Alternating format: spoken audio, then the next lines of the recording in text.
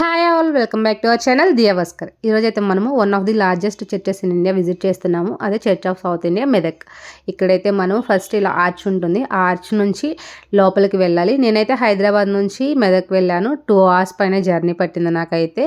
ఇంకా అక్కడ ఆర్చ్ నుంచి లోపలికి కూడా 1 kilometer పైన డిస్టెన్స్ ఉంటుంది. వాకింగ్ అయితే కొంచెం కష్టంగానే అనిపిస్తుంది.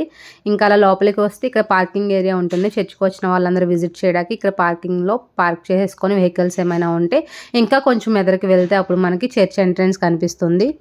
మేమైతే వీక్ డేస్లో వెళ్ళాము విజిట్ చేయడానికి. సండే, సాటర్డే అలా అయితే కనుక ఎక్కువ సర్వీసెస్ ఉంటాయి కాబట్టి అప్పుడైతే అందరూ వస్తూ ఉంటారు. వీక్ డేస్లో అది కూడా లంచ్ టైంలో విజిట్ చేసాము మేమైతే. అప్పుడు ఎక్కువ మంది ఏం లేరు, అందరూ వచ్చినా కూడా అక్కడ కూర్చొని బయట లంచ్ చేస్తూ ఉన్నారు. ఇదే ఎంట్రన్స్ గేట్ అనమాట.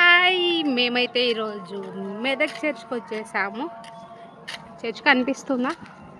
నేనైతే ఈ చర్చ్ విజిట్ చేసి నియర్లీ 3 months అయిపోతుంది, కానీ వీడియో అప్లోడ్ చేయడానికి కొంచెం లేట్ అయిపోయింది. ఇప్పటి నుంచో అనుకుంటూ ఉన్నాను ఇలా మెదక్ చర్చ్కి వెళ్ళాలి అని చెప్పి. వన్ డే అయితే నా డ్రీమ్ ఫుల్ఫిల్ అయిపోయింది. అయితే ఇక్కడ ఈ చర్చ్కి చాలా ప్రాముఖ్యతలు ఉన్నాయి. అవేంటంటే ఇది 10 years బిల్డ్ చేశారు. 1914 నుంచి 1924 వరకు ఈ చర్చ్ అనేది కన్స్ట్రక్షన్ అనేది జరిగింది. ఇంకా వెళ్ళగానే చిన్నగా స్నాప్స్ అనేవి తీసుకున్నాము. చర్చ్ అయితే బాగుంది, చాలా మంచిగా అనిపించింది. చక్కగా పీస్ఫుల్గా వెళ్ళి మేమైతే అలా చిన్నగా విజిట్ చేసి ప్రేయర్ చేసుకొని వచ్చాము. ఆ రోజు వీక్ డే అని చెప్పాను కదా. ఇక్కడైతే photos, videos not allowed. Church history మొత్తం ఇక్కడైతే మనకి బోర్డులో పెట్టి ఉంచారు. చర్చ్ ఎంట్రన్స్లో ఈ చర్చ్ అయితే 175 feet హైట్ ఉంది.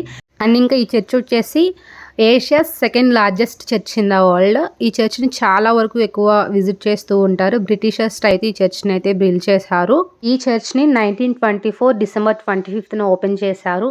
2024 December 25th 100 years కంప్లీట్ చేసుకుంది. నేనైతే ఇంకా చర్చ్ మొత్తం చుట్టూ తిరిగి చూశాను. ఇలా స్టోన్స్తో భలే బిల్డ్ చేశారనిపించింది. ఇలా స్టోన్స్తో బిల్డ్ చేసిన బిల్డింగ్స్ అంటే నాకు చాలా ఇష్టము. ఇక్కడ చర్చ్ దగ్గర మనకి ఎప్పుడు సెక్యూరిటీగా పోలీసు ఉంటారు. ఫొటోస్, వీడియోస్ అసలు తీయనివ్వరు. లోపలికి వెళ్తే మాత్రం అసలు అలౌ చేయడం లేదు. క్యామ్ కానీ ఫోన్ కానీ ఇలా ఆన్ చేస్తే మాత్రం వాళ్ళు నో అని చెప్తున్నారు. చర్చ్ లోపల అయితే ఇలా మిర్రర్స్తో చేసిన వాల్స్ ఉన్నవి. ఆ గ్లాస్ మిర్రర్స్ మీద నీట్గా యేసుక్రీస్తు వారి జననం గూర్చిన సువార్తను తెలపడానికి, ఇంకా శిలువ మార్గం గూర్చిన ఇమేజెస్ అయితే మంచిగా పెయింట్ చేసి ఉన్నవి. అవి మంచిగా ఉన్నాయి. సోలార్ లైటింగ్ వల్ల అవి లైటింగ్ ఎక్కువ వస్తూ ఉన్నాయి.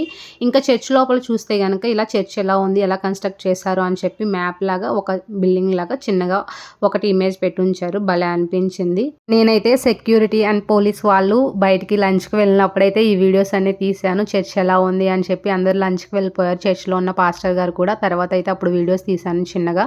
నాకైతే చాలా మంచిగా పీస్ఫుల్గా అనిపించింది. మంచిగా ప్రేయర్ చేసుకొని అయితే మేమైతే వచ్చేసాము. చర్చ్ దగ్గరలో చిన్న చిన్న రూమ్స్ అనేవి ఉన్నవి. వర్క్ చేసే వాళ్ళు అక్కడ ఉంటున్నారు. ఎవరైనా వచ్చినా ఉండడానికి వీలుగా ఉన్నాయి.